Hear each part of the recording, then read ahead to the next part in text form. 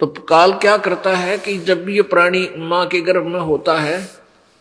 उस समय इसको पूरा ज्ञान होता है कि मैं बहुत गलती कर चुका हूँ और मनुष्य शरीर मुझे केवल परमात्मा प्राप्ति के लिए मिला है, और परमात्मा प्राप्ति का मैंने प्रयत्न भी बहुत किया लेकिन संत पूरे ना मिले, जिस कारण से मेरे जीवन बर्बाद हो गए। अब के पूरा संत तलाश करूंगा, पूरे तन संत की खोज करूंगा और सत्य डट कर भक्ति करूंगा, फिर गर्भवास में, फिर इस नरक में फिर नहीं आऊंगा। जो ही ये बाहर आता है,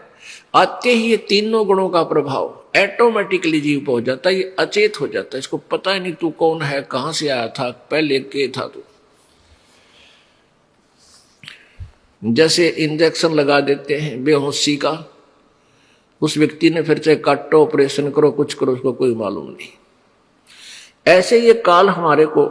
जब ये बाहर आता है, प्राणी आते ही तीनों गुण रजगुण ब्रह्मा सदगुण विष्णु तमगुण शिव जी से निकल रहा प्रभाव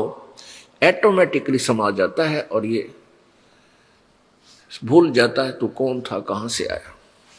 जैसे कहीं छौंक लगाया मिर्चों का सब्जी में, और छौंक लगाते उससे निकली जो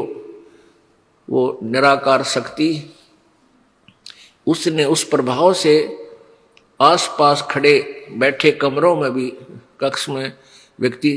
को छींक आने लग जाती है, अपने आप, बस की बात नहीं, अपने आप आवेगी। तो ऐसे ही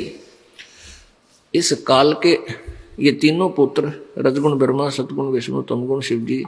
अपनी अपनी राजधानियों में विराजमान हैं, उनसे निकल रही रेंज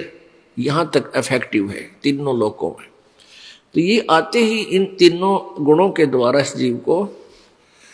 की सद्बुद्ध भुलवा देता है। और परमात्मा कहते हैं कबीर ये माया अटपटी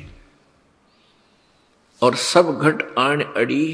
किस किस न समझाऊं या कुएं बांग पड़ी।